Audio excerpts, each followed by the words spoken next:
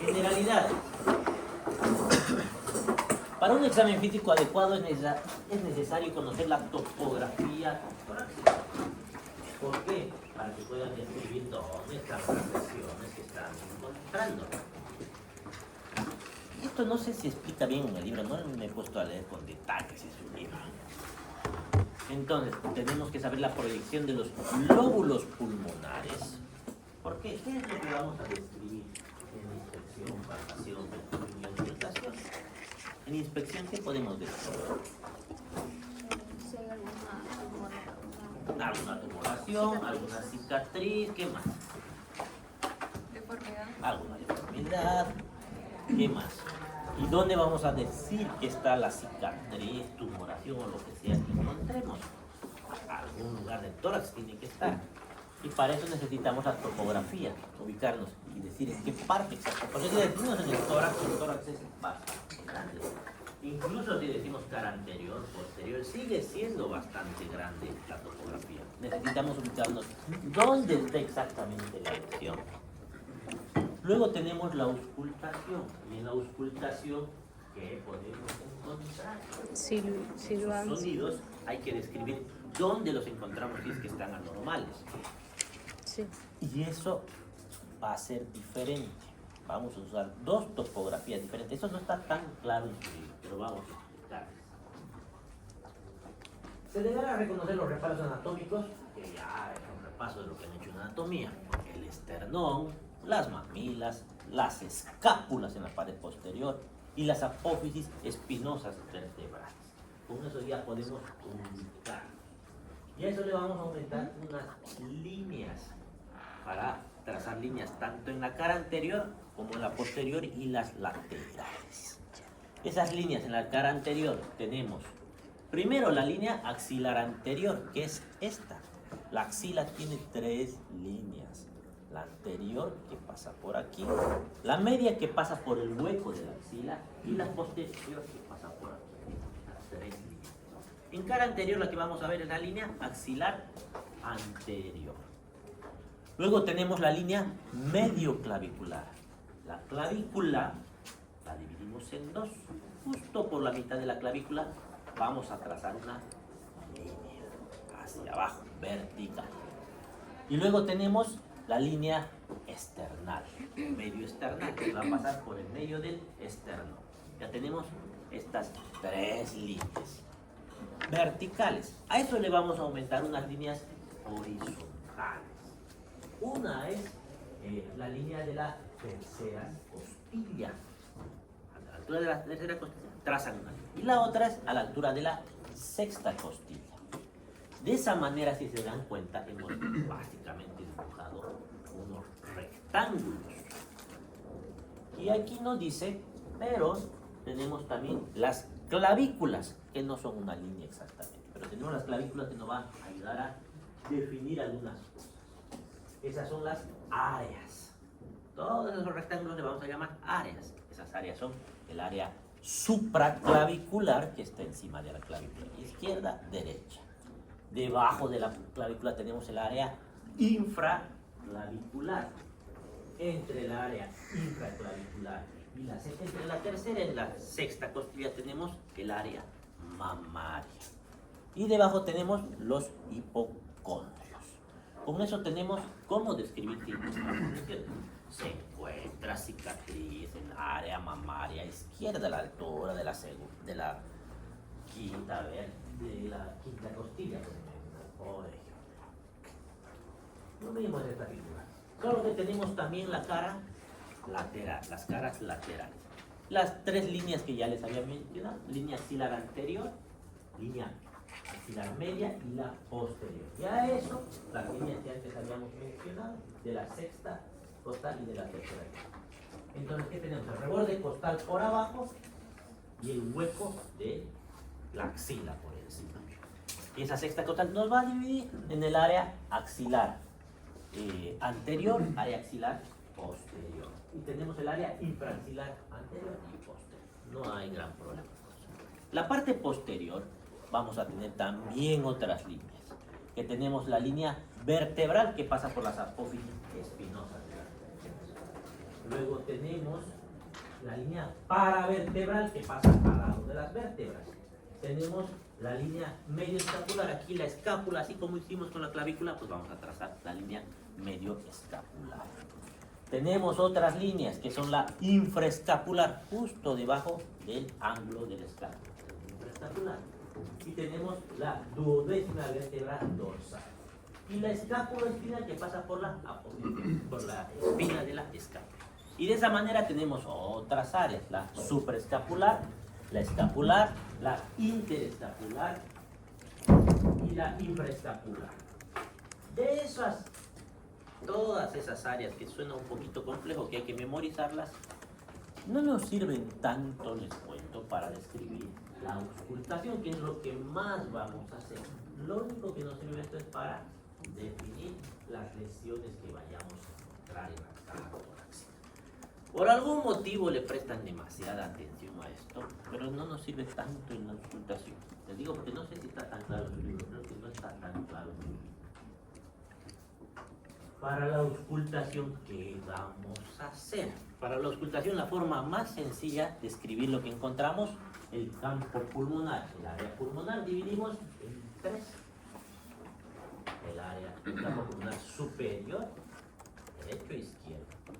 El campo pulmonar medio, derecho e izquierdo, y el inferior. Y con eso podemos describir. Evidentemente tenemos que decir si es en el tórax anterior, tórax posterior o lateral. Tenemos un área supraclavicular. Esa área supraclavicular es muy importante en nuestro medio, donde vamos a poner nuestro estetoscopio justo ahí para escuchar el vértice del pulmón. ¿Por qué es tan importante en nuestro medio? Porque tenemos una patología bastante común pulmonar, crónica. ¿Cuál era? La tuberculosis. A veces ustedes auscultan y no hay nada a la auscultación. El primer lugar donde se suele auscultar sonidos sobreagregados es en esta área supraclavicular, que muy poca gente suele darse el trabajo de auscultar.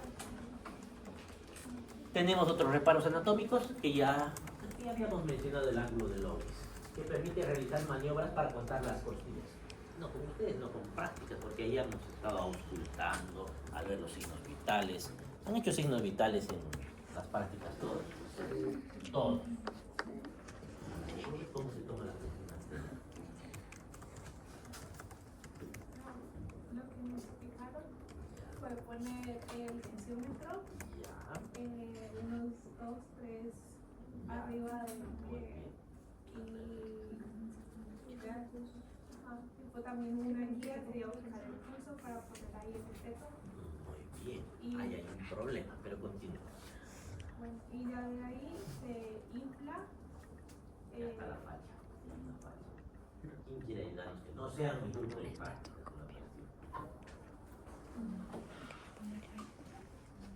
¿Por qué les digo eso? Porque he encontrado fallas en casi todos los estudiantes. Por algún motivo todos están leyendo mal. Han leído en el texto cómo se mide la presión, han buscado cómo se mide la presión arterial. Hay dos métodos, ¿no? No, mis alumnos de prácticas, insisto. ¿Cuáles son los dos métodos de medición de la presión arterial?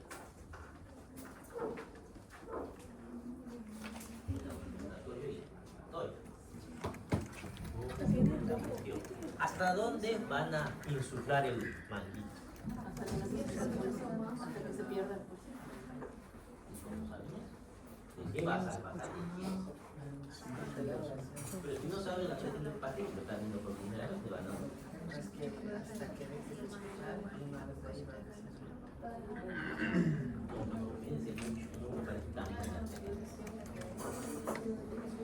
a algunos me han dicho,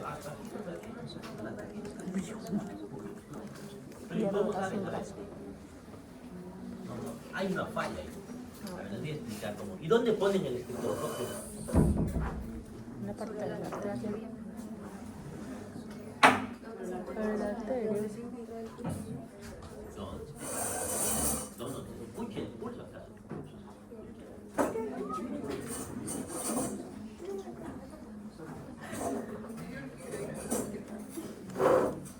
A ver, tengo curiosidad. ¿Quién sabe medir la presión arterial? No. Lo que tienen que buscar es el pulso radial. Nosotros le dijimos. No el brachial. radial. Con el pulso radial se mide la presión. ¿Qué? A ver, la primera falla que he visto, ponen ahí el brazalete y lo primero que hacen es poner el estetoscopio por dentro del tensiómetro, ¿no? Prohibido, no se pone dentro del tensiómetro, siempre se pone fuera del brazalete. ¿Para qué creen que dejan 2, 3 traveses de dedo por encima? Es para poner su estetoscopio precisamente. Entonces, primera falla, no se pone debajo. ¿Por qué? Hay un motivo. Cuando hagan eso, va a ser más alta la presión de lo que realmente es y dice en su literatura. Entonces, primera falla que, bueno, hasta tornillo creo que tiene. No, está mal. Luego, una vez que está su brazalete acomodado, primero asumen el método palpatorio. Tienen que sentir el pulso. ¿Sienten el pulso? Ya. Entonces comienzan a insuflar. No se ponen estetoscopio, nada, solamente sienten el pulso. Y empiezan a insuflar. ¿Hasta cuándo insuflan? Hasta que desaparece el pulso. Vamos a poner un número X. Desaparece 130 el pulso.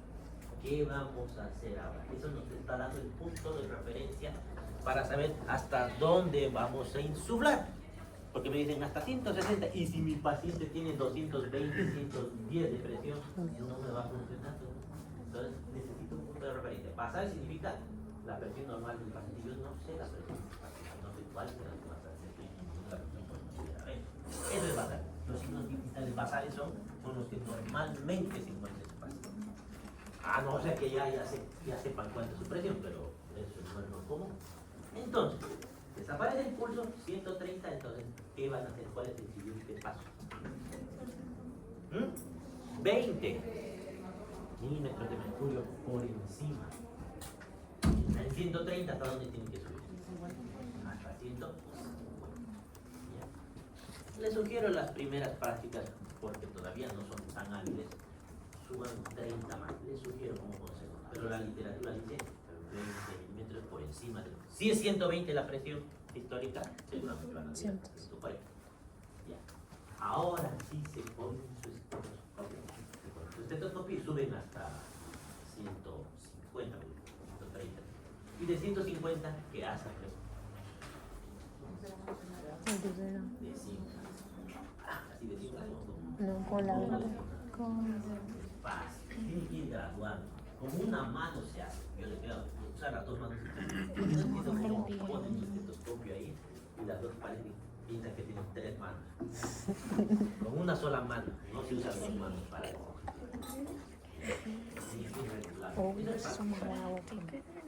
Luego, ¿qué hacen? Empiezan a desinsuflar y hasta auscultar. Por fuera, no por debajo. Un pedacito podría entrar, no todo, porque si no van a tener la presión. Luego, ¿qué van a hacer? ¿Cuándo aparece la sistólica? Cuando empiezan a escuchar. Ahora sí es su braquial. No es tan fácil, es más fácil con el braquial para saber hasta dónde vamos a escuchar. ¿Qué les está dando más o menos el parámetro? Ahora sí están escuchando. Su braquial. Aparece y eso es la... ¿Cuándo es la diastólica? Desaparece. Ya, prohibido que usen aparatos digitales. ¿Por qué? Pero si ahora tenemos tecnología, ¿por qué no usamos un teléfono? No, prohibido, eso es para sus padres, para sus primos, para sus tíos. ¿Por qué? Hay un motivo. Porque eso es malo. Más fácil que se descalibre su manovía. No es exacto, pero es exacto cuando es normal. ¿Cuándo falla? Muy alta, cuando son muy bajas empieza a fallar. O sea, cuando necesito saber, falla. Mientras está normal, funciona muy bien. Por eso les sugiero que aprendan a usar el tensiómetro. Cuando tienen duda de que está muy baja la presión, ¿cómo pueden darse cuenta? No sé si he tomado bien, pero me parece que no hay presión. O está en 60-30, ¿cómo se asegura de que sea cierto eso? Si tienen duda. ¿Va? ¿Sienten su pulso? Si no hay pulso, si el paciente está hipertenso, seguro va a tener un pulso bastante generoso. ¿Ya? Eso les decía, me había olvidado de decirles antes porque es la principal falla que encontraron. La siguiente falla que encontraron, muy común, les pido que tomen una frecuencia cardíaca. ¿Están con su oxímetro o están ahí sintiendo su pulso? ¿Eso es frecuencia cardíaca? No. ¿Qué es eso? Pulso. ¿Pulso y frecuencia cardíaca son iguales? Sí, no. O sea, no son lo mismo. Frecuencia cardíaca, ¿cómo se obtiene? ¿Y cuál es la diferencia entre el pulso y la frecuencia cardíaca? ¿Hay diferencia? Le dije sí. ¿Por qué? ¿De dónde viene el pulso? Ah, de la frecuencia, más o menos. Para que haya pulso, tiene que pulsar sangre en el ventrículo izquierdo, expandir esas arterias tienen que ser resistentes, porque si no se resisten. No, porque igual va a llegar a la última a todos lados. Entonces, ¿la frecuencia cardíaca y el pulso deberían ser iguales? Sí, pero no siempre. Hay una situación donde no es igual, donde la vida del paciente corre riesgo, sí. Se le ocurre la tontería de poner el oxímetro o sentirle su pulso, hasta en 60, dice el paciente, diaforético, dice nos cae en paz, ya pasa. En las taquiarritmias como la taquicardia ventricular, supraventricular, no va a ser igual, es más, va a ser dispareja, van a encontrar frecuencias de pulso de 60 y la frecuencia cardíaca va a estar en 200, 210. ¿Por qué? ¿De qué depende el pulso me hace rato? De la sangre que salga Del ventrículo izquierdo. Ventrículo izquierdo. Y para que se llene el ventrículo izquierdo de sangre y tenga sangre que botar, ¿en qué momento se llena? ¿En la sístole o en la diástole? Su diástole estamos con 210 de frecuencia. ¿Qué tiempo se llena? No se va a llenar. De 2, 3 latidos recién se llena y recién botado. Por eso que tienen esa disparidad. Por eso el 99% de las veces, seguramente más, 99.99% va a ser lo mismo. Pero hay situaciones que no va a ser igual. Cerciórense, que sea, no tomen toda la frecuencia cardíaca y ya todo el pulso, pero pónganle el estetoscopio para ver si está parecido. Porque llama la atención que tiene un pulso de 60 y le pongo el estetoscopio acá. Seguramente eso no es igual. Entonces ahí sí tiene trabajo de hacerlo completo. ¿Ha quedado claro esto? Es la otra parte. ¿Dónde ponen el oxímetro? En el medio de la mano dominante. ¿Y de qué mano? De la dominante. De la mano dominante. Si son zurdos, de la mano izquierda. Si son diestros, de la mano derecha. Es igual como la cédula. No es que mida mal, pero a veces va a costar que mida y en un lugar más eficiente en medio de la mano. Continuemos. Entonces aquí teníamos, me acordé porque con esto buscamos para medir la frecuencia cardíaca, que no sé dónde miden ahí después, del lado derecho. ¿Dónde miden la frecuencia cardíaca? ¿Dónde escuchan? En el corazón, pero ¿en qué parte más? Ya, te convences más o menos, no tanto, pero ¿qué se llaman esos lugares? Somos en focos de ocultación, que son 6 incluso, pero los 4 más importantes, ¿cuáles son? Eso, y ahí, ya. Y ahí está, les voy a preguntar dónde está. Entonces, y para saber dónde está, ¿qué me estaban diciendo? Para saber dónde está eso, busco, ya, y de esa manera voy a cortar las costillas de una manera precisa. Ahorita vamos a ver un video de cómo las vamos a cortar. Pero esto tiene que caer en la articulación de la segunda costilla. De ahí para abajo. Relevante de la semiología torácica es poder identificar a las costillas. Para eso procedemos de la siguiente manera. Identificamos al esternón, específicamente la unión del manudo del esternón con el cuerpo del esternón, lo que se conoce como ángulo de Lewis. Este ángulo de Lewis corresponde al segundo cartílago condrocostal. Inmediatamente por debajo se encuentra el segundo espacio intercostal. Utilizamos el dedo índice y medio para dejar atrapada a la segunda costilla y así podemos extendernos en todo su recorrido. Lo mismo podemos hacer con la tercera y así sucesivamente. En los pacientes donde no se puede identificar claramente el ángulo de Lewis, identificamos a la clavícula y el primer espacio que se encuentra por debajo de la clavícula corresponde al primer espacio intercostal y la costilla que está inmediatamente por debajo es la segunda costilla. Bueno, ese es nuestro amigo Armand Serras, que nos va a acompañar durante lo que queda del año en todas las clases que tengamos que ver cosas, maniobras y eso ya. Más o menos.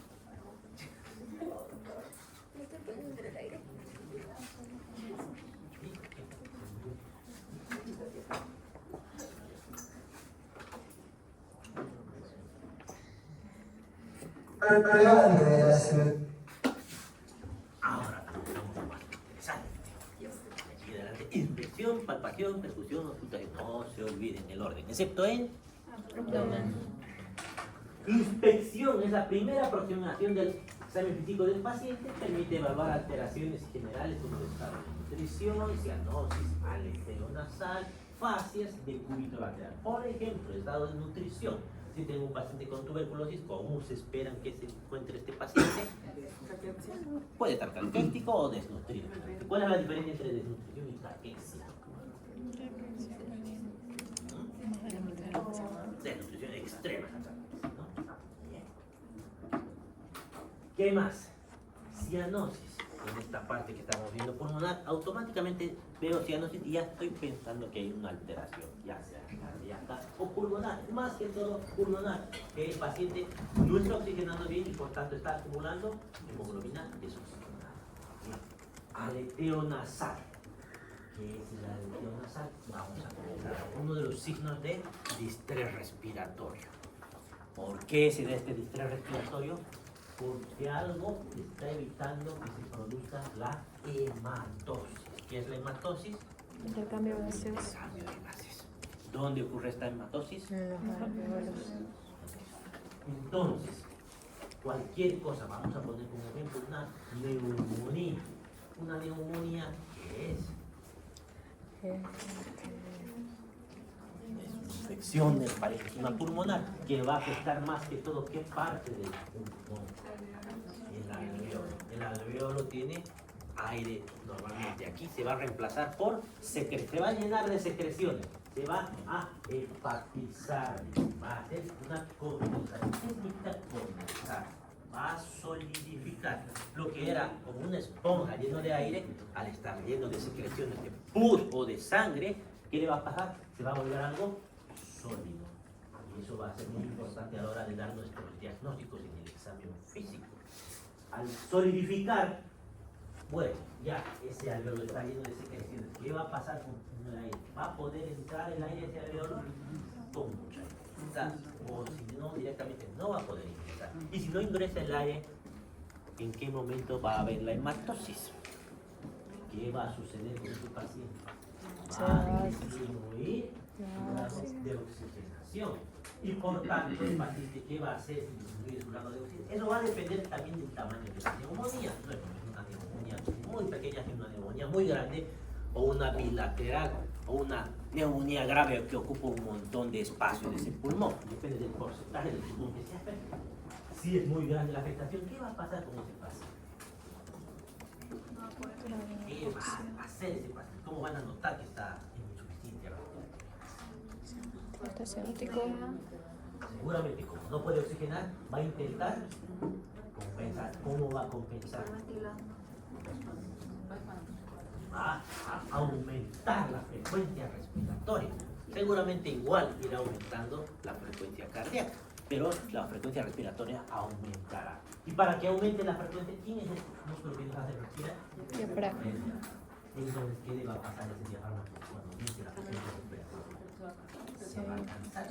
Puede entrar en fatiga. Y no es como el miocardio, este se cansa. Entonces, porque lo estoy haciendo trabajar más para compensar, ¿qué va a pasar cuando se canse? Se va a quedar a descansar. Y eso va a pasar. Antes de que eso suceda, ¿qué va a pasar? Antes de que entre en parada respiratoria el paciente. ¿Por qué va a entrar en parada si no hacemos algo? Va a empezar a pedir ayuda a alguien. ¿Quiénes son los que le van a ayudar? ¿Los músculos? Accesorios de la ¿Quiénes son esos respiración. músculos accesorios? Intercostales, escalenos. Si no funciona, el paciente va a intentar meter la mayor cantidad de aire. Y al hacer eso, la nariz empieza a moverse. Eso se llama aleteo nasal. En los niños es más evidente que la desesperación de meter aire. Las fases, vamos a ver fases características, como las fases neumónicas. El decúbito lateral, ¿qué nos va a decir? Porque el paciente va a estar en un decúbito lateral. ¿Qué ha sucedido? Déjame pleural. La inspección del tórax debe comenzar con la observación de la piel.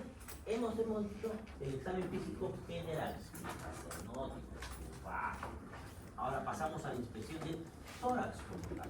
Ese tórax, que ahí está el pulmón, hay que hacer una inspección con la observación de la piel, tejido celular subcutáneo, músculo, y esto orientará a posibles diagnósticos. Ustedes destacan textualmente poco tejido celular subcutáneo, sarcopenia, por si acaso cuando hay disminución de peso. Entonces voy a pensar en enfermedades como tuberculosis. ¿Y qué otra enfermedad me va a hacer pensar si lo veo catético en un paciente? Pulmonar. ¿Quiénes más se desnutren aparte de la tuberculosis? Cáncer de pulmón. Eso. Cicatrices. Si veo cicatrices en ese tórax, voy a pensar que le han hecho algún procedimiento antes, que le habrán puesto un tubo de tórax, que le habrán hecho una cirugía torácica. Ya tengo que ir y describir dónde están esas cosas. Fístula, ¿qué es una fístula? Perforación. Una Cuando perforación. se... Pero lo que están viendo aquí sí les hace pensar, pero es una comunicación entre dos cavidades. Ah, eso. En este caso, la Vas a ver cómo cavidad es. torácica con el exterior. Anovaginal del De afuera. paciente. Atrofias musculares, de tuberculosis, circulación venosa colateral y el edema, el síndrome mediastínico, como estamos viendo en la imagen, que ya habíamos mencionado antes con su maniobra de Pemberton. También podemos encontrar la ginecomastia. ¿Qué es ginecomastia? El crecimiento de la en los hombres. Tienen senos, básicamente. No deberían tener, eso lo llamamos ginecomastia. Y si es unilateral, si es un solo lado que tiene ginecomastia, hay que pensar en cáncer de pulmón. Tórax estático. Dividimos la inspección del tórax en dos: el tórax estático y el tórax dinámico. ¿Qué significan esas dos divisiones? El tórax estático es cuando Está quieto. vemos el tórax como tal, no nos importa lo que se mueva, estamos viendo la forma del tórax, nada más. Y el tórax dinámico, ¿a qué nos referimos? A los movimientos. Cómo se mueve, las características que tiene para moverse ese tórax. Comenzamos con el tórax estático. ¿Qué vamos a ver? La forma del tórax, básicamente. Aquí tenemos algunas variaciones. El tórax en tonel, como en este caso, que hemos dicho por qué es. Fíjense que está insuflado, en una insuflación permanente. ¿Y por qué puede ser eso? Es un tórax enfisematoso, porque hay enfisema. El enfisema es la presencia de aire, más aire de lo que debería haber. ¿Y quiénes vamos a ver? En los pacientes con ECOG. ¿En qué otros pacientes? En las crisis asmáticas, en los pacientes asmáticos. Podemos ver el tórax carinatum, que es, carinatum es como la carina del pollo, hacia adelante, como la quilla del pollo. Entonces el tórax carinatum. El tórax excavatum, que es básicamente que está haciendo un hueco ahí, que le dicen también tórax del zapatero. ¿Por qué le dicen tórax del zapatero? Porque los zapateros ponen el zapato generalmente en su pecho y ahí van martillando para clavar. Y eso es lo que hace, con el tiempo se va deformando ese tórax. Ahora estas deformaciones van a tener consecuencias sobre la mecánica ventilatoria. Tórax dinámico. Aquí comenzamos a hablar de cómo se mueve ese tórax. En el análisis de los movimientos del tórax se permite evaluar el tipo de respiración, la frecuencia respiratoria. ¿Cuánto es la frecuencia respiratoria? 12-20. La amplitud, ¿qué tanto se expande ese tórax? El ritmo respiratorio significa qué tipo de ritmo tiene. ¿Han escuchado el ritmo cardíaco alguna vez? Ritmo sinusal, monosinusal, la taquicardia, algo parecido allá. ¿Cómo se mueve? ¿Cómo debería moverse?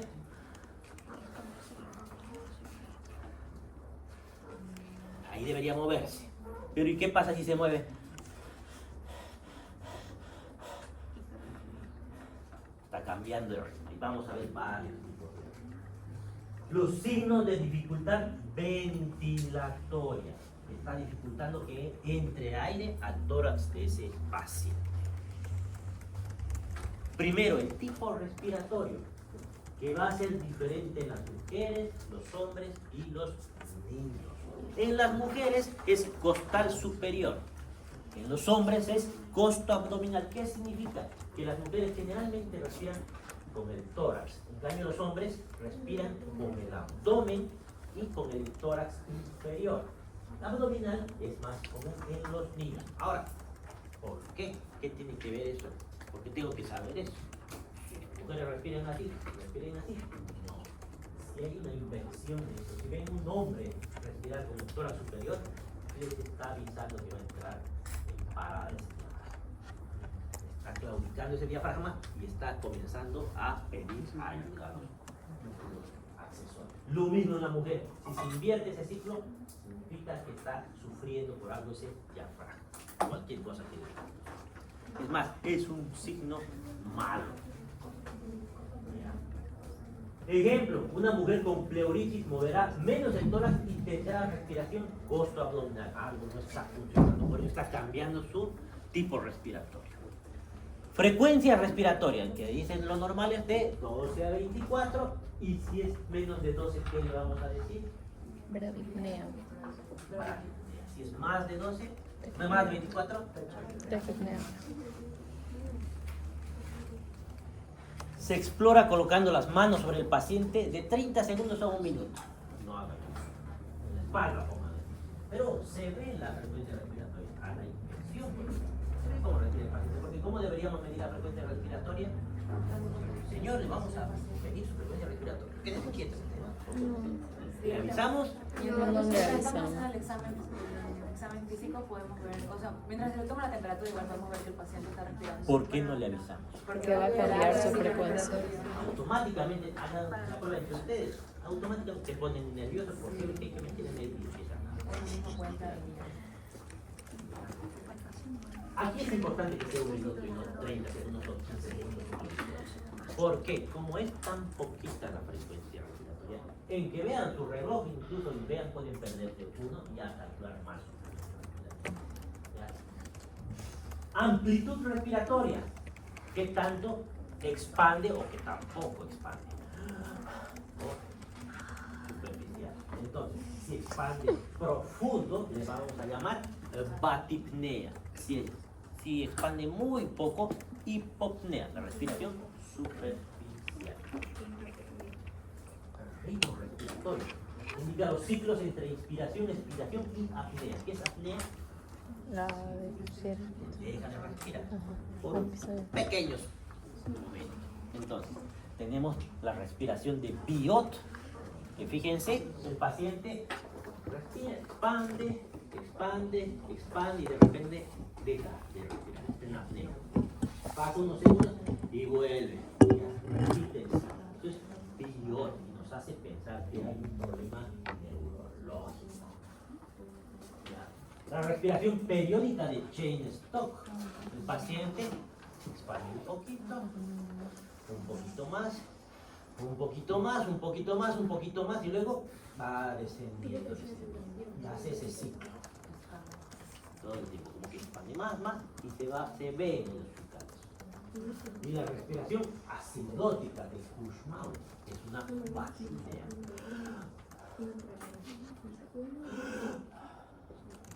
¿Qué está haciendo con el paciente? ¿Por qué se llama respiración acidótica? ¿Porque produce acidosis respiratoria? ¿Qué hace cuando respira profundo el paciente? ¿Qué está haciendo con los gases sanguíneos? ¿Pero por qué? ¿Qué hace? ¿Qué hace que respire muy rápido? Estimulación. ¿Qué va a pasar con tu gasto? ¿Quién baja? Se elimina dióxido de carbono. Oxígeno están metiendo, más bien más oxígeno están metiendo. Pero están eliminando dióxido de carbono.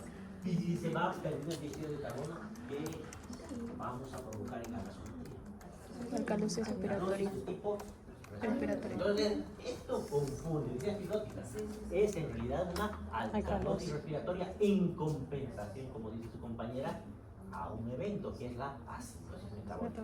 Cuando el paciente tenga acidosis metabólica, va a respirar así para intentar compensar. Intentar, no siempre lo logra.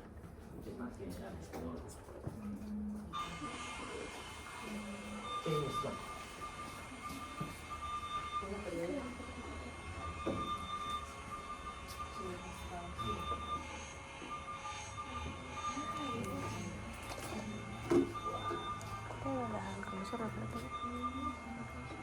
Cuando eliminan mucha dióxido de carbono. No, pero ¿cuál es esta? 3 veces. ¿Sí? La última.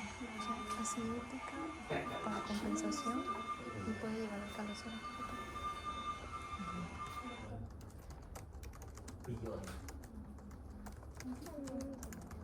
Problemas neurológicos, generalmente en esto, o cuando hay cortocircuito izquierda-derecha, insuficiencia cardíaca sobre todo. Billones. Este es más problema neurológico, más que todo médico. Entrenante, y luego se puede respirar. Luego otra vez en apnea.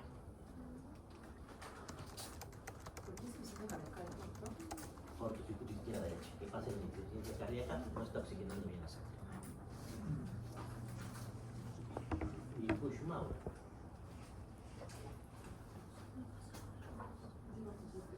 Profundo. Incluso a veces confunden esto.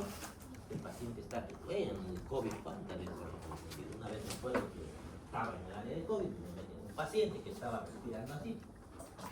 ¿Y por qué respiraba así? Porque decían que estaba Creo que ya subió las notas de esa respiratoria. Pero lo veo al paciente que ya estaba en el área de ya COVID le subió. con una botella de agua tomando. Tomaba y tomaba mientras respiraba. No tenía una así. No están pensando en tomar agua.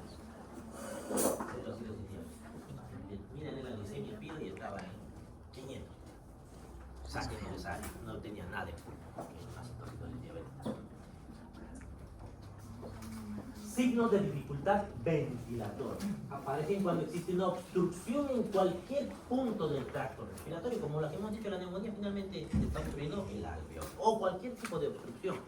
Va a querer compensar ese pulmón. Entonces, el aleteo nasal inspiratorio.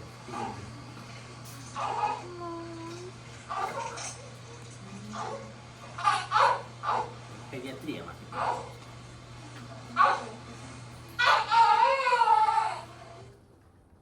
Tiraje es el hundimiento o retracción de los espacios intercostales o de las fosas supraesternales o supraclaviculares. Fíjense cómo se hunde mientras el paciente está respirando. La fosa supraclavicular. También se ve intercostales, creo que más adelante tenemos un video de intercostales. Tirajes, se hunde como que hiciera presión negativa. Bueno. Uso de la musculatura accesoria, músculos esternocleidomastoideos, trapecios intercostales, esos son los que se van a usar. Los abdominales también son, por si acaso, accesorios. Respiración en balancín. Durante la inspiración el abdomen se deprime y luego eso nos dice que hay un signo de claudicación diafragmática. Aquí ya el diafragma no puede más. Ya ni siquiera ha sido suficiente los músculos accesorios. Entonces, ¿qué hace el diafragma? Dice, no voy más. Me paro a descansar por lo menos una. Y le dice al abdomen, tú respiras por mí. Entonces, respiro con el tórax una, descanso, la siguiente el abdomen va a respirar. Ahora empiezan a hacer como un balancín. Y eso es, les está pidiendo el cuerpo de ese paciente que lo intuben, por favor. Porque ese paciente va a ser parada muy poco. Esa es la respiración en balancín. Intúbeme, por favor, por favor, por favor.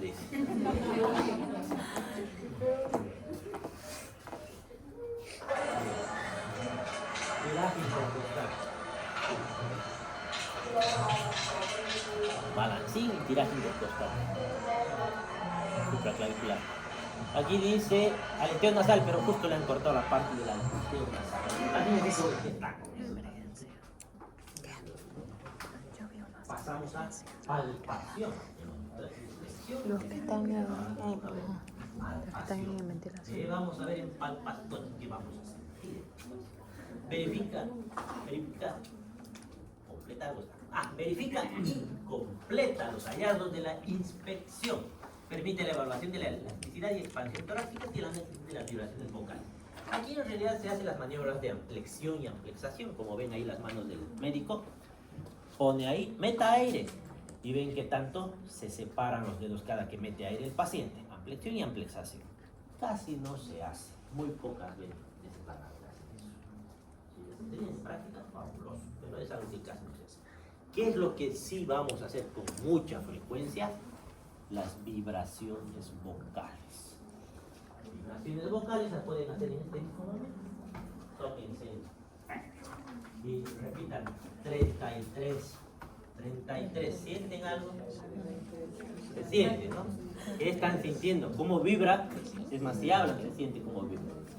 Las cuerdas vocales están vibrando porque si ponen su mano en el cuello, ¿No se siente más el cuello? se siente mucho más claro. No. Es esa vibración que están sintiendo que se va a expandir por donde. Vibra. Va a expandir a la tráquea, de la tráquea va a ir a los bronquios, bronquiolos y hasta lo último va a llegar. Ahora, no van a ser aquí solamente. Las vibraciones vocales tienen que palpar en el tórax posterior, la anterior, donde va a ser más fácil. Eso. Y tiene una utilidad que vamos a ver más adelante. Por ejemplo, las vibraciones, ¿dónde pasan con más naturalidad? ¿Dónde es más fácil que pasen las vibraciones? Aire, agua o sol. Agua, sol. Pero si está hablando doctor y le estamos escuchando, está vibrando nuestro tímpano, pero no es tan eficiente. En el agua se siente un poquito más. A ver, griten hacia el agua, no van a sentir debajo del agua nada. Sobre el sólido y se siente más respiración. Tocando, pero no es ¿ya? Entonces, ¿qué nos va a decir esto? Nos va a ayudar a diagnosticar una neumonía, por ejemplo. Si tengo una neumonía en alguna parte de mi pulmón y yo siento las vibraciones vocales, van a estar aumentadas, se van a sentir más fuertes en el lugar de la neumonía, porque ese pedazo está solidificado, está hepatizado. Alteraciones de la sensibilidad, evidentemente, si tiene alodinia. ¿Qué era la alodinia? Hemos hablado en la anterior parte. Alodinia. Hace 2 semanas han dado examen. ¿Valoraste un estímulo no doloroso? ¿Ah? Cuando se siente dolor con un estímulo que ¿Ah? cuando se debe dolor ante un estímulo no. Cuando duele algo que no debería doler. No, pues. Que no duele. Escucha. Eso. Frémito o roce pleural, ya hemos dicho. Frémito brónquico o ronquis palpables también. Adenopatías, si las palpan. Edema en esclavina y la tumefacción mamaria en la palpación. Elasticidad torácica, la disminución de la elasticidad puede deberse a alteraciones de la caja torácica o de su contenido. ¿A qué se refiere eso? Se expande porque es elástico. ¿Quién es elástico? Vamos a poner el pulmón es elástico, porque se infla. Pero ¿qué pasa si no es elástico? Que hay situaciones, por ejemplo, en los COVID, cuando hacían neumonías, empezaban a fibrosar el oxígeno, ya no estaban tan elásticos, ya no expandían tan bien. Por eso es que fallecían muchos de los pacientes. ¿Y quién más tiene que expandirse? No es suficiente que el pulmón expanda. Si el pulmón expande y mi tórax, mis cartílagos se han solidificado, pues tampoco voy a expandir. Por eso dice que aquí la elasticidad debe a la caja torácica o al contenido. El contenido es el pulmón. Expansibilidad torácica. bilateral, que puede disminuir, es el enfisema pulmonar, la fibrosis pulmonar difusa o los derrames pleurales bilaterales. ¿Qué dice aquí? Vamos a hacer la traducción. Va a disminuir esa expansibilidad a ambos lados si tienen esas patologías. Unilateral, que solamente un lado, y exagerar. Solamente un lado estoy expandiendo, el otro no. La atelectasia pulmonar, y eso me hace otra pregunta, ya les explico otra vez. ¿Qué es atelectasia? Colapso bronquial. ¿Qué termina colapsando una bronquial? ¿A qué se debe una atelectasia? ¿Por qué puede colapsar un bronquio? Y todo lo que está detrás del bronquio.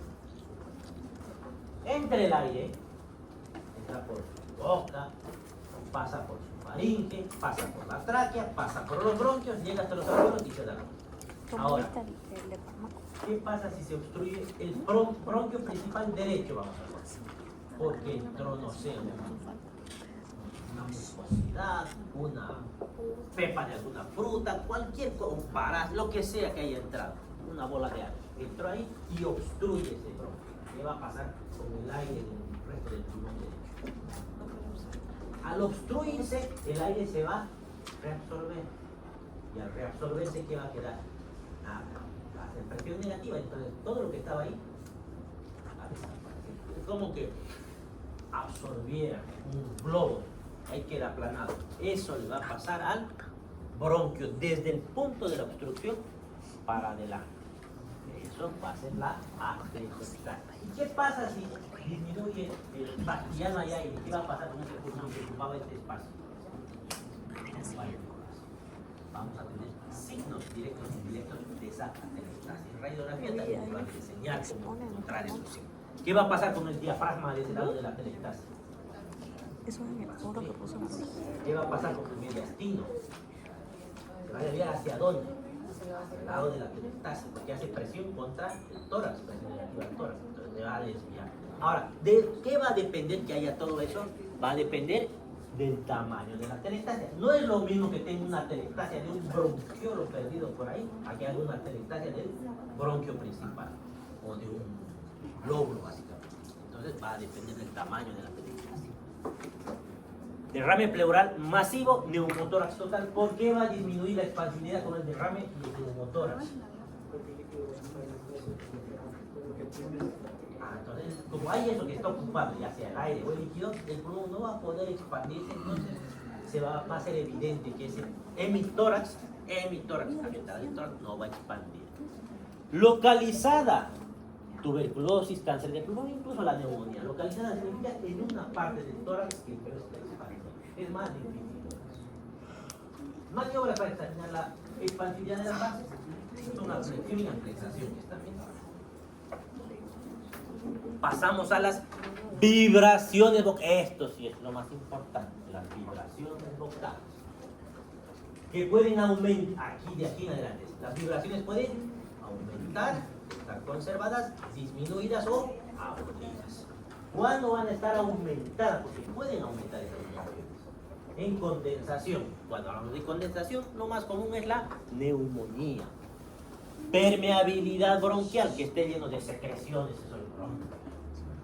Contacto del foco con la pared torácica. Esa neumonía, si está lejos de la pared torácica, probablemente no sintamos esas vibraciones vocales. Pero mientras más cerca de la pared torácica, más fácil que sintamos el aumento de la vibración.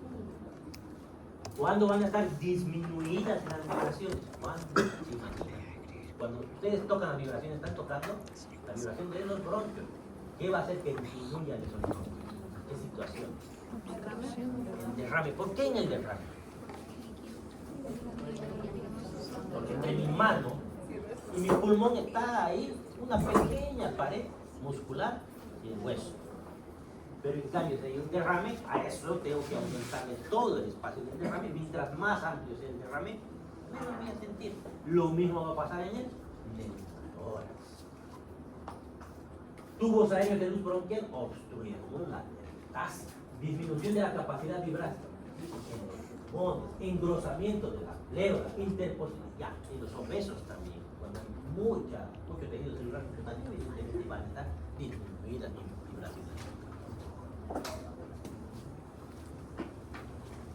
abolición. No hay vibraciones vocales. Lo mismo, pero por ejemplo, un derrame masivo. No es lo mismo que un derrame pequeño, si es masivo, o el neumotórax masivo, o atención, no va a haber directamente vibraciones vocales. Percusión. ¿Qué era la percusión? Golpea algo para emitir sonidos. ¿Qué sonidos eran?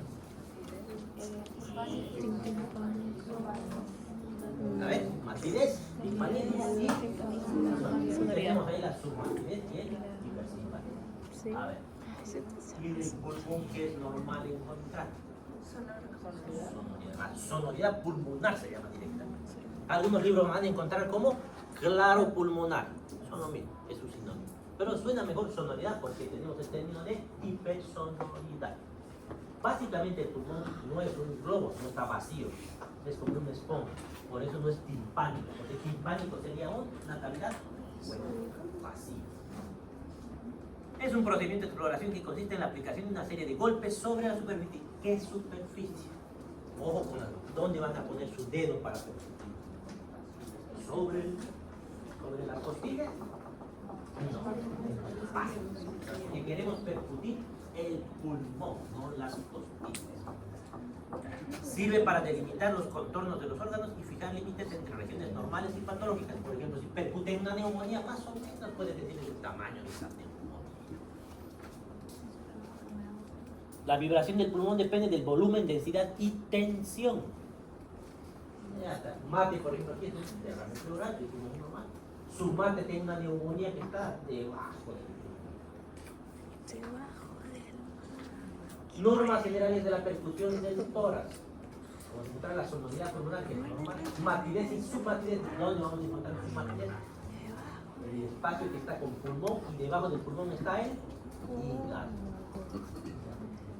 Sonido timpánico en el espacio de Traube, donde está el estómago.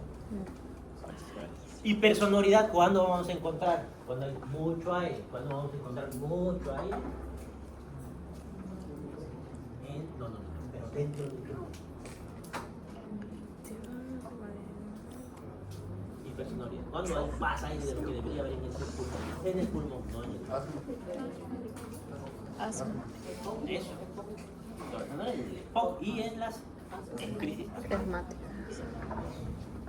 La percusión del tórax consiste en escuchar un sonido provocado por la vibración de un cuerpo elástico. La percusión se realiza dígito digital, se realiza de manera sistemática en el tórax por delante, por detrás y en las zonas axilares.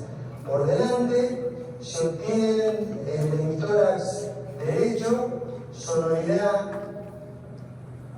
pulmonar hasta el quinto espacio intercostal, donde ya comienza la submatidez hepática y por debajo matidez hepática. Es muy importante este signo de desaparición de la matidez hepática, sobre todo en el paciente que tiene abdomen agudo, porque habla de la presencia de neumoperitoneo. En el lado izquierdo hay sonoridad pulmonar por delante hasta el tercer espacio intercostal, donde empieza la matidez cardíaca, y por último, cuando llegamos al reborde costal, nos encontramos con el timpanismo del espacio del traube. La percusión por detrás se realiza haciendo dos líneas paralelas de arriba hacia abajo, atravesando las escápulas, a cuyo nivel disminuye la sonoridad respiratoria hasta llegar a la zona de matidez. En este momento se le pide al paciente que respire hondo y guarde el aire, y seguimos descendiendo hasta encontrar una nueva zona de matidez. El espacio recorrido por el dedo clecímetro indica la expansión de las bases en la inspiración. Muy relevante por detrás es la percusión de la columna, ya que la presencia de una columna Marte, habiendo encontrado zonas de matidez en algunos de los emitoras, certifica la presencia de un derrame pleural. Igual jerarquía o mayor jerarquía tiene el signo del desnivel, que consiste en percutir hasta el límite de aparición de una zona de matidez. Dejando el dedo pexímetro sobre ese límite superior de la zona de matidez, se le pide al paciente que incline hacia adelante y se vuelve a percutir hacia abajo, pudiendo comprobar que la matidez ha disminuido significativamente o ha desaparecido, lo que indica que el líquido se desplazaba libremente en la cavidad pleural y certifica el diagnóstico de derrame pleural. La percusión de la zona axilar se le solicita al paciente que coloque su mano sobre la cabeza o sobre la nuca, percutimos sobre la línea axilar media y acá vamos a encontrar sonoridad pulmonar hasta cierto espacio intercostal donde comienza la matidez hepática. Si percutimos del lado izquierdo va a ocurrir lo mismo, pero vamos a encontrar sonoridad pulmonar hasta el noveno espacio intercostal donde comienza la matidez esplénica.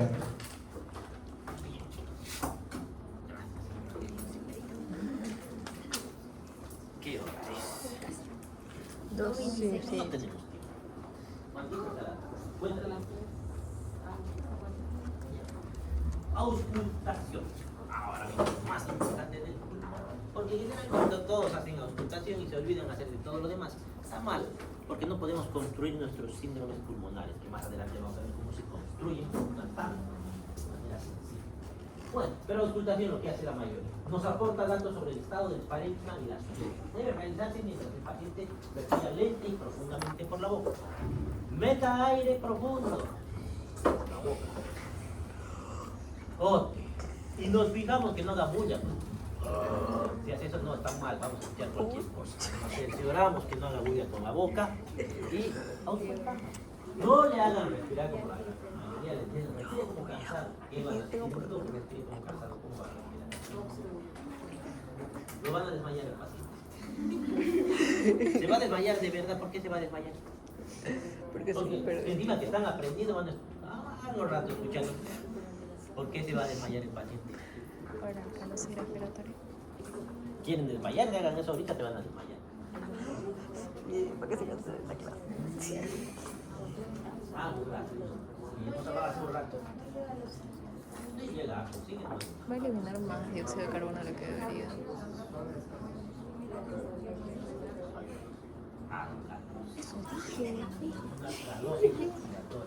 Y empiezan a marearse. Es más, ¿han visto las crisis de ansiedad? ¿Qué les pasa cuando están ansiosos y se asustan por uno? Y se desmayan. ¿Qué más les pasa? Le va a dar un ACV, ¿por qué? Empiezan a sentir que se les adormece la boca, las manos se les hacen así. La mano de matrona. No han visto todavía, pero son signos de hipocalcemia. Por ejemplo, cuando se extirpan tiroides y se llevan por accidente las paratiroides más y se quedan sin calcio, los pacientes inmediatamente salen de quirófano, están haciendo la mano de matrona, que es el signo de intruso, y queda dura la mandíbula. ¿Por qué? Hacen contracción sostenida. Y si te mi mano me está dando una enfermedad, embolia, se asustan más, es duele. ¿Por qué? Porque esa alcalosis metabólica tiene una alteración del calcio. Esconde al calcio y al esconderse el calcio por la alcalosis. Exactamente el mecanismo no me acuerdo nada. Es interesante. Y eso hace que sientan las paredes. Creo que sí, me acuerdo. Ajá. Y hacen eso, y listo, con eso, ¿qué le hacen de tratamiento?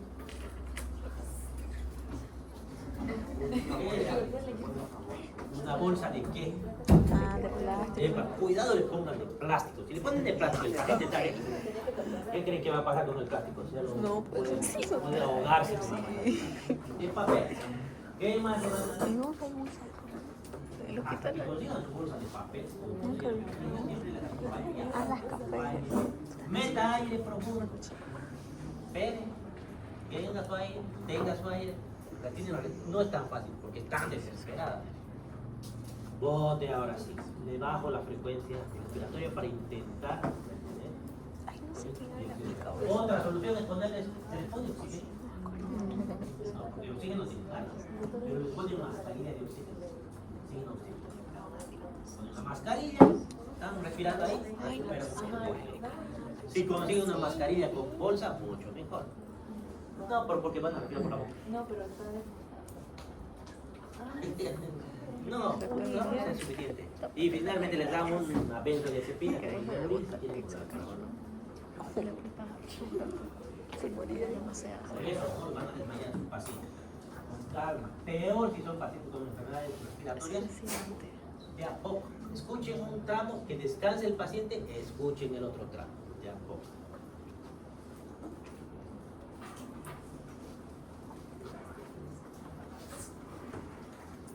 Ahí es un gráfico que básicamente lo que escuchamos en el pulmón, porque finalmente son los campos superior, medio, inferior, pero no se olviden que los pulmones no son iguales uno que el otro, porque en cuál hay 2 lóbulos y en cuál hay 3. Incluso la proyección de los lóbulos medio, superior e inferior va a ser diferente en ambos lados. Entonces eso sí tienen que tener en cuenta. ¿A dónde van a auscultar? Ya tenemos nuestro amigo agente Álvarez. Una forma sencilla es, por ejemplo, posterior, auscultan aquí, aquí, aquí lo están haciendo al revés, pero hay varios métodos. Pero siempre es simetría. Escuchan aquí, luego aquí, luego aquí, luego aquí, luego aquí, luego aquí, aquí, aquí, aquí, aquí. En este caso lo han hecho al revés, pero están guardando la simetría. Donde no se escucha en el tórax posterior, no pongan el estetoscopio encima de la escápula. Escapan de la escápula. ¿Qué es normal encontrar en la auscultación pulmonar? Si ustedes se auscultan ahora van a escuchar el murmullo vesicular. ¿Por qué vesícula? Porque está entrando el aire a esas pequeñas vesículas que son los alveolos. Y además el aire que ingresa a través de los bronquios. El susurro del bosque, le dicen. Murmullo vesicular.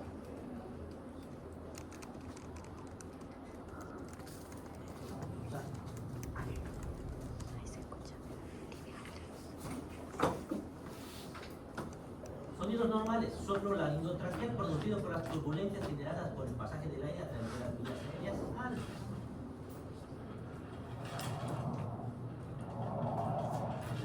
Normal. El murmullo vesicular.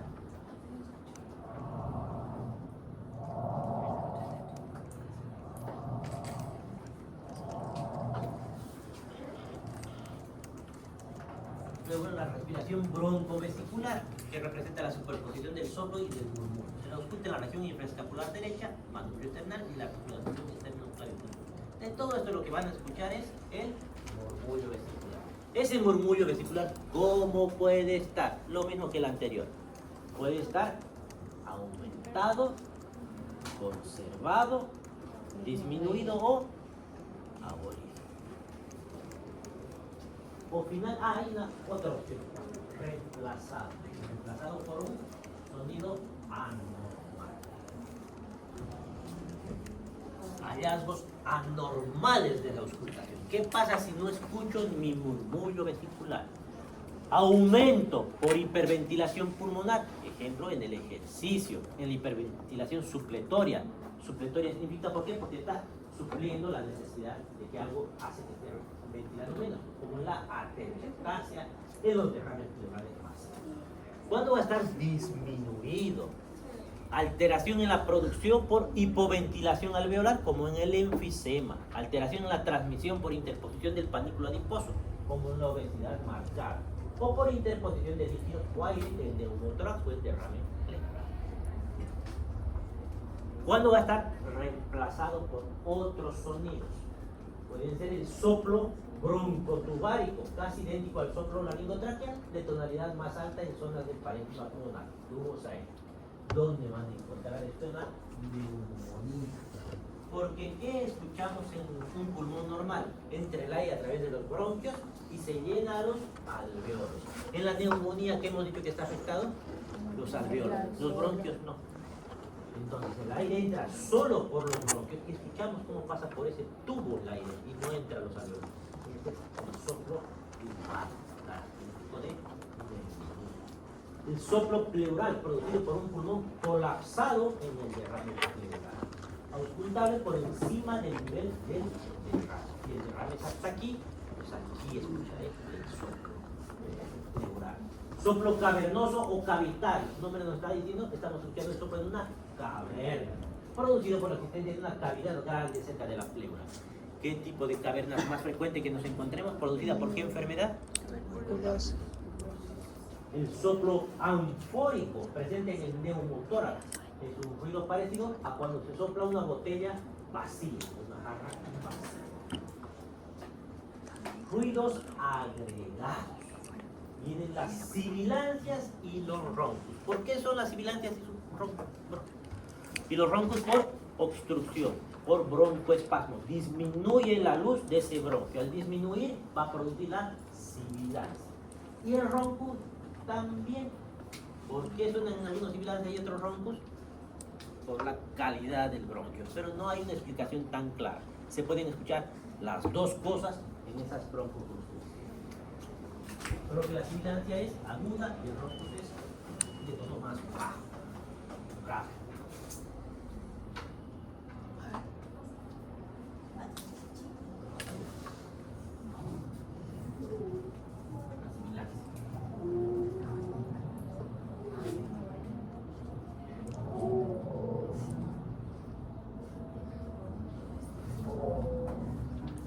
Un lobo.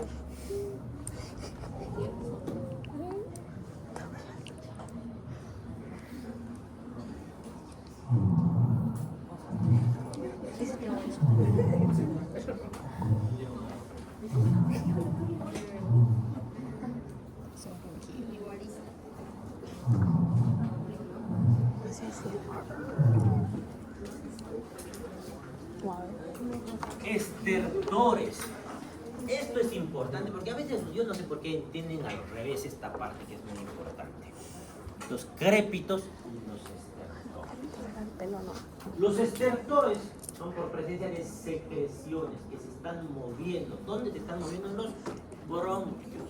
Los estertores pueden ser húmedos, mucosos o de burbuja. Eso de las burbujas es literatura antigua. En bronquios de diferentes tamaños ocupados de secreciones. Hay los de gran burbuja, mediana burbuja, pequeña burbuja. ¿Qué les dice la lógica? ¿Dónde van a estar los de gran burbuja? Si las secreciones están en qué bronquios. Grandes, los principales. Mediana burbuja, los bronquios segmentales. Pequeña burbuja, en los bronquiolos. Se modifican con la tos. ¿Por qué? Entonces, por eso les dicen a veces tosa, les dicen. Tose porque se están moviendo las secreciones, pueden desaparecer. Hay estertores de burbuja gaussiana. Estertores son movimientos de secreciones en los bronquios.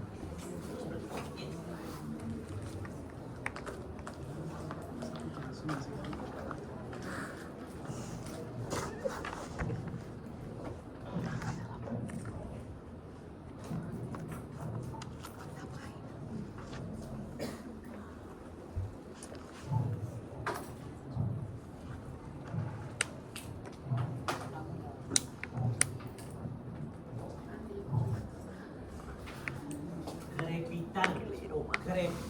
sé por qué siempre se dice crepitantes, pero no siempre son estertores.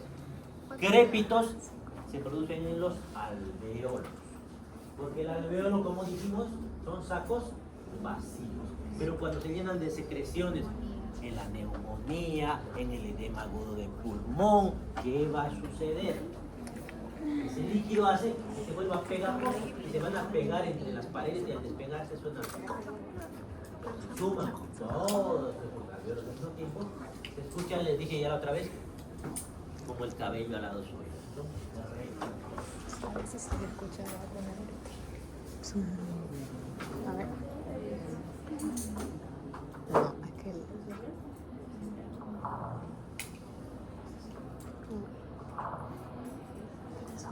No te despegas, ven.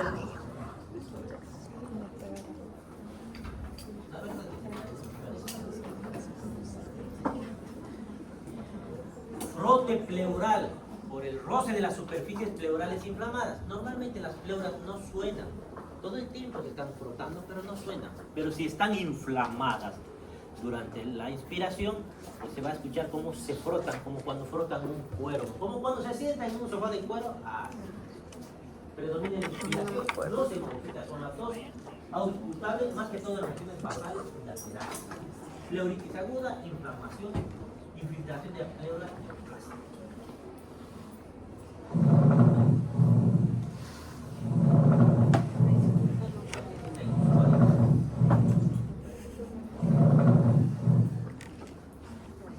Clasificación de los principales ruidos agregados. Sibilancias y roncos, whistles o estertores secos, que están ingleses, no presentan tal mención.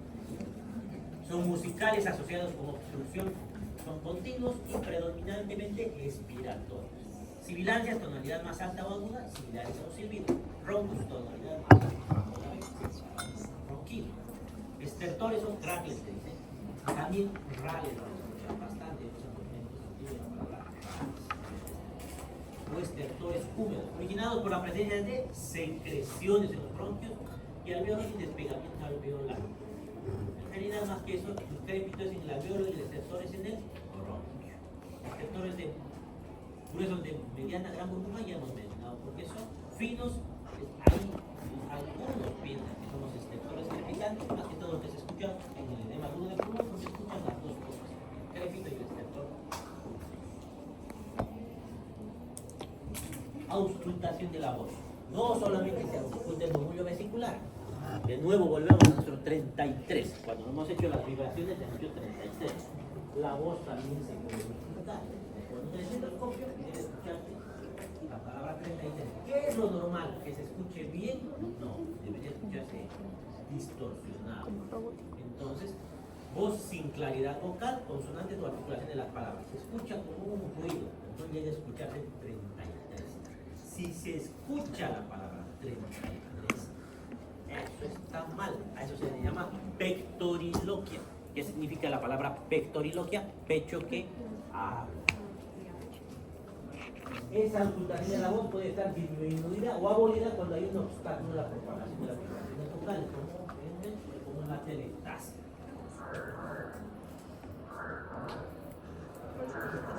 Así es. Solo que creo que eso está en inglés.